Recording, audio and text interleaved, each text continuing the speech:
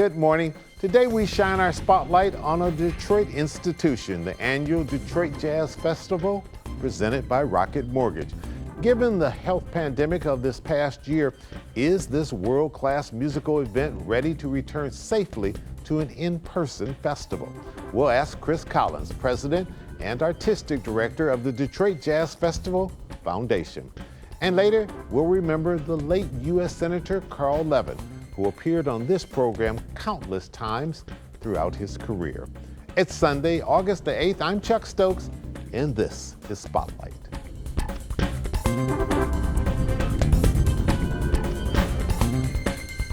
Okay, your 42nd year of the Detroit Jazz Festival, but this last year and a half, has been just a humdinger. I guess you probably feel as though you've walked through the fire and walked through the coals to get to the other side. Well, I think our feet are still a little warm. Let me just say it that way. We've very proud of what we accomplished in 2020 with our broadcast to nearly 1 million viewers, 32 countries. It was very special, live from Detroit. But this year, we wanted to work with our community and the city and the state to move into an in-person festival to bring as much back as we could. There's a huge economic influx that happens when we have the Detroit Jazz Festival in person, and we wanted to do what we could to bring that back in many ways, but with a very keen eye towards health and safety, which is what we've done for 42 years. So we worked with a lot of experts.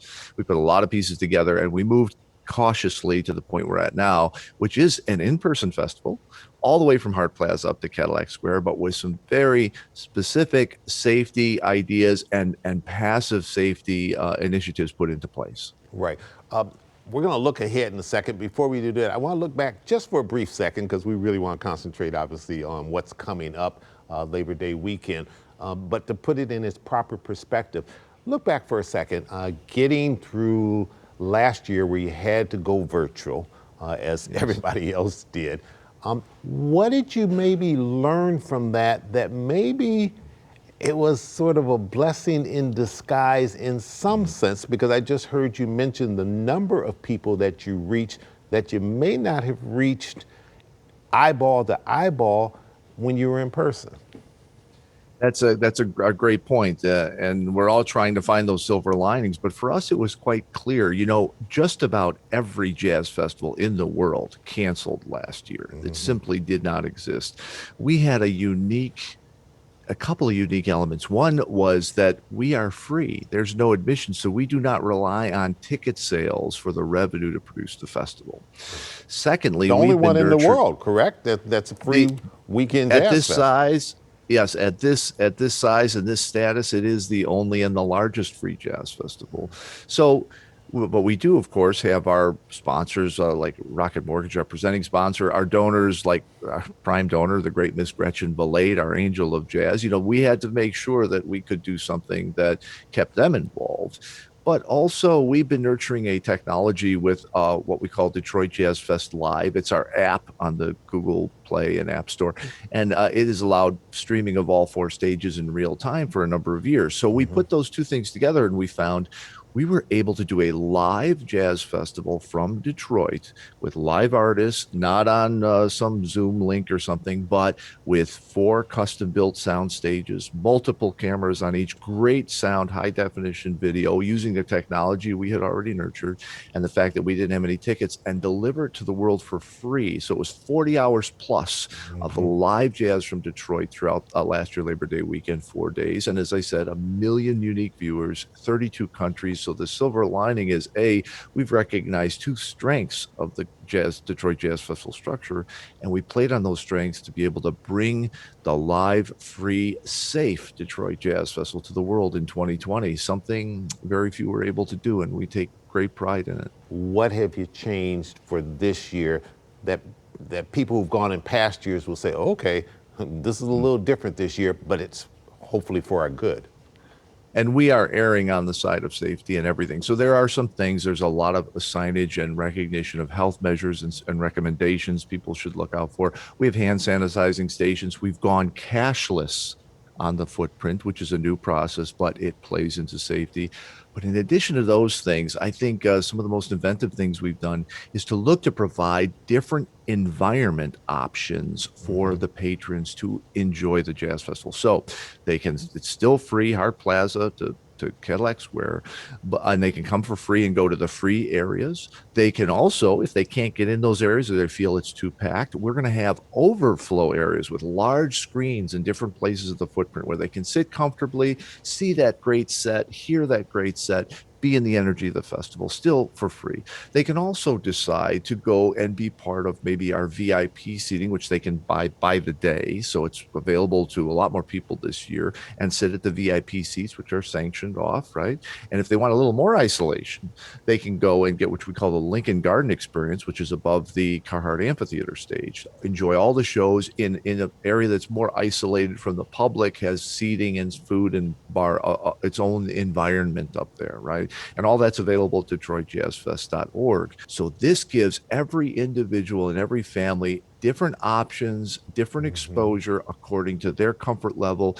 If they're vaccinated, are they comfortable? Do they have secondary conditions? Whatever it may be, they can take that into account and choose the environmental option for them at the festival or offsite. This was our biggest goal. We're going to take a real quick break. We'll come right back and we'll talk about those things that jazz buffs are really concerned with. That is, who's coming here on Labor Day weekend. We'll be right back. Stay with us.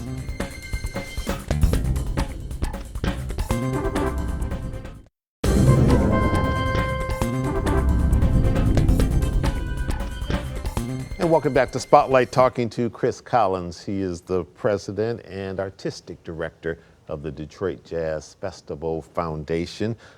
That will, of course, take place Labor Day weekend, 42nd year, September 3rd through September 6th in beautiful downtown Detroit.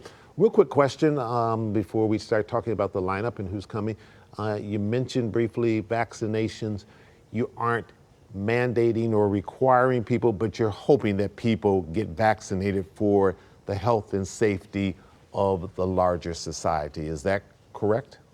Indeed, we do. We are an open footprint, as we've been for 42 years. We're in the city of Detroit. It's not a gated festival where we're going to check things, but we have a lot of signage and encouragement from the stages, and we encourage everyone, if they wish, to wear a mask, but certainly those who are unvaccinated, so that we can protect the legacy of the festival and, of course, more importantly, the health of all those around us and all the artists at the festival as well. Right, and if people care about people, not just themselves, and they also care about the reputation of this city and a signature event, that hopefully should play into their mind.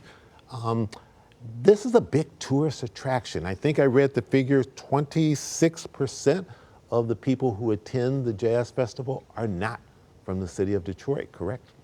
That's right. And typically from around the world, although they might be stifled a little bit this year, we have huge attendance, typically over 300,000 people with the figures you mentioned. It is a draw for the world because Detroit is a real jazz city. Detroit is known for its audiences and the excellence of the Jazz Festival itself. It's a great place to hear great artists, but it's amazingly free. It is really a stunning combination. So once people start to come, they tend to come year after year.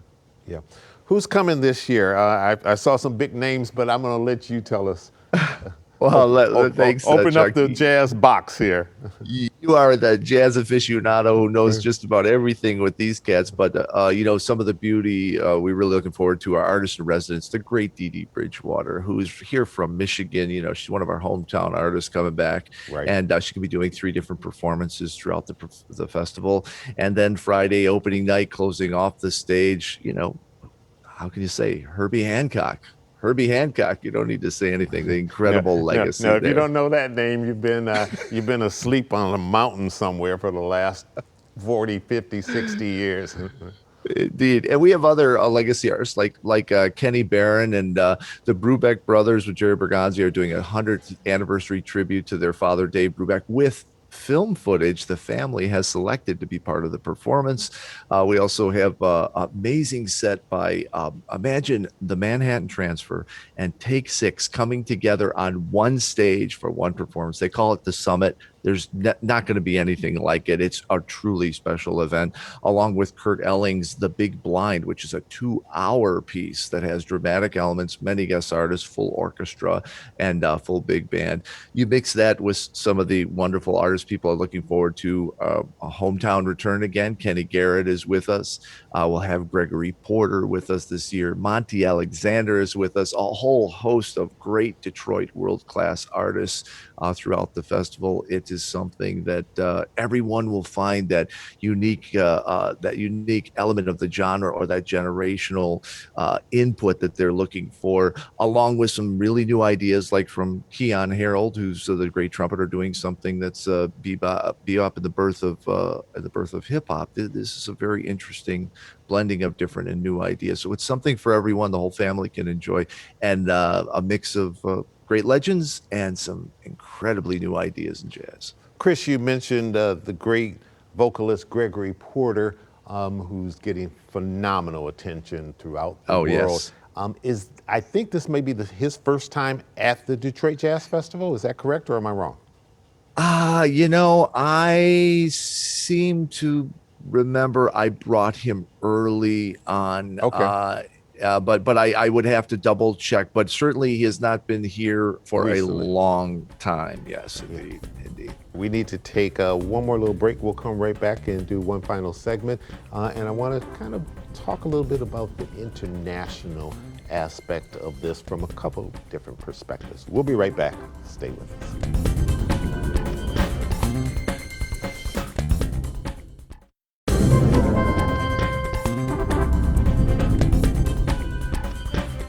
Chris, you mentioned very briefly Cuba. I noticed in the lineup the Havana Detroit project.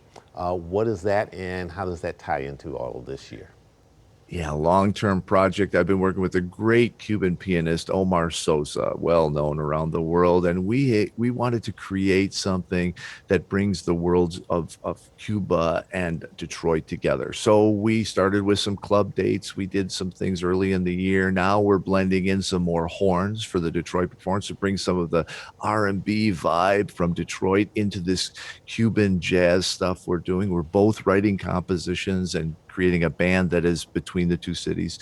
And we're looking forward then to moving some youth between the Havana Jazz Festival and the Detroit Jazz Festival, and continuing to amplify this core band that will eventually evolve into something even larger that we'll share with both cities. Some challenges bringing it to Cuba, as you know, but we had some early successes, and we're just going to keep communicating and doing what we can here. And as soon as we can bring it to Cuba, we're going to do that, and then continue the back and forth. It's a very special project that creates music that is owned by everyone in that band, no matter who they're from. It's not just Cuban music with a little of this or Detroit music with a little of that. It is a truly blending of that creates something new through its weaving, its fusion. Chris Collins, you have that responsibility and role of president and artistic director, which means a lot of meetings, a lot of hands-on, a lot of key decisions. But a lot of people may not know you're also a phenomenal artist yourself. You've traveled the world playing in all kinds of countries and with all sorts of greats. What have you learned from that, and what have you picked up as you've made those travels that you say, I saw this here, I saw this there. I want to be able to either duplicate that or use that as inspiration for something I want to do with the Detroit Jazz Festival? Yeah, first and foremost, traveling the world, it is a great way of experiencing other cultures face to face, and it allows you to make new decisions, hear music like music in the shack plains of South Africa, and the penny whistle players in Ireland, and the glacial music in Spain. I mean, it opens up your head to the amazing folk musics and underground things that you may not be aware of, and you're there face to face. So you can think about not only bringing some of that together in new ways, but also making that invitation to the artists around the world that the Detroit Jazz Festival is a venue to do something new, that special thing you've been wanting to do. Man, that's what we want. We want to hear it. We want to hear that beautiful idea that you've been waiting to do. And so I make that invitation to have open artist submissions throughout the year. So everyone who wants to submit, I listen to them all, young or old. I open myself up as much as I possibly can to communicating with all artists in all genres and inviting them to be part of the Jazz Festival here in Detroit. Dee Dee Bridgewater is not just performing Labor Day weekend, she's also has been the artist in residence. For those who don't know, what does that entail? So she's been here in Detroit a couple of times, and she was also a very important part of our live broadcast in April, where we did our press preview event. She did a full set. She not only talked about some special events she's involved in, which a lot of them revolve around promoting women leaders in jazz. Amazing, amazing program she has, which she'll be bringing here to Detroit at the festival as well. But we had a very special surprise for her where she found out for the first time that Miss Gretchen Valade will be naming the downstairs venue of the future Gretchen Valade Jazz Center on Wayne State's campus. It's a club style venue. She's going to be naming it Dee Dee Bridgewater's, and we taped her going down and hearing this news for the first time and talking to her about how we might look to have her more a part of our community moving forward. Yeah, nice way to pay tribute to a hometown phenomenal personality and musician and vocalist. Gretchen Valade, president of Mack Avenue Records, tremendous philanthropist in this city, and we owe the Jazz Festival being here today because of her, because when there were times and it hit on tough economic times, she reached into her pocket and said, I'm gonna save this institution that we have here, and she keeps contributing to it, as well as Wayne State and what you're building over there. But also talk about some of her involvement and how significant that is, but also the corporate support. This would not be possible. Rocket Mortgage, of course, is the presenting sponsor, but if it wasn't for the great corporate support, this would not be happening. It's so true. You know, you hear Chase Main Stage, and you hear the Apsopure stage, and the Carhartt Waterfront stage, and the DTE Foundation, the recycling programs and things. You know, these companies are more than just names on the banner when it comes to something like Detroit Jazz Festival. These are the folks that step up every year, make sure that everyone else can come for free, that we can do this, you know, huge multi-million-dollar installation, that the foundation can not only do all the year-round educational and outreach and concerts, but this signature event that is competitive with anything in the world. And when you talk about someone like Miss Gretchen Valade, you know, she remains the chair of the Detroit Jazz Festival Foundation. Her vision, it's not just, you know, her incredible generosity in keeping it going, which is a yearly contribution, but also her vision. This is a jazz festival. It is the Detroit Jazz Festival. No name will ever go before Detroit, she said. It's always the Detroit Jazz Festival, and it will always be jazz. The one thing she's asked of me that I take to heart from day one is, Chris, protect the festival, protect that vision, free, real jazz for the people, and competitive on a level of excellence that meets anyone in the world. Boy, that is a beautiful vision to be asked to pursue as an artist. I can't tell you how powerful that is and how committed she is to that for all of us. It's something we have to remember every moment of every day, and when we have the chance, thank her for it, because I've never met anyone in the world like her. Yeah. Well, we're lucky to have her in our midst. And we appreciate all that she's doing for this city and the impact that it's having around the world, because as you said when we first began this, Detroit is a music city, Detroit is a phenomenal jazz city, and we have a gem right here, and sometimes we take those things that are right up under our nose for granted, and people around the world can't wait to get here and experience all of the talent that we have in our city. Chris, thanks so much. Best of luck on Labor Day weekend, September 3rd through the 6th, downtown Detroit, the 42nd Detroit Jazz Festival. Best of luck to you, and if you can't go in person, you can always get that app that Chris talked about. Have a great time. Thank you, Chuck. And when Spotlight returns, we'll remember Senator Carl Levin and some of his appearances on Spotlight on the News. We'll be right back.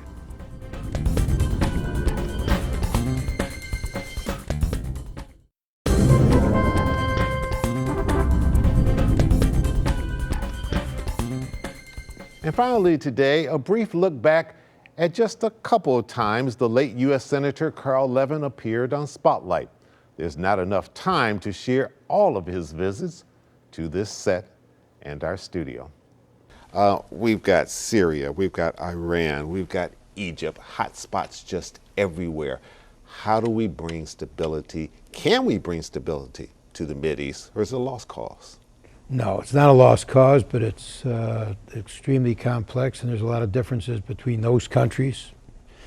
They're not all the same, and we have to deal with each problem in a way which fits the circumstances. In Syria, we got a dictator who's going to go. One way or another, he's going to go.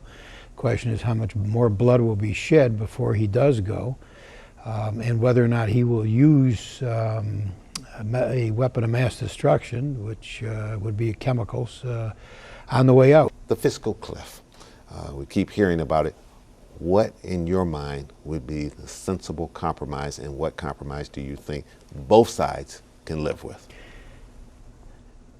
If you want to do serious deficit reduction, which is what we have got to do to avoid the fiscal cliff and to get out of this huge deficit situation that we're in, you've got to have a significant amount of revenues that are new, additional revenues to what's already coming in. You have great love for that old Tiger Stadium, and now that you're out of the Senate, you've lent your support to the Police Athletic League in this venture. Why? It's a magical place. It's a magnet for kids. The people who've played on that field are legendary, and it'll be a huge attraction for kids to play baseball. There'll be some football played there too, probably, but I think people are in love with that field. Carl Levin, Michigan's longest serving U.S. Senator. May he rest in peace. I'm Chuck Stokes. We'll be back next week with more newsmakers in the spotlight. Have a great week.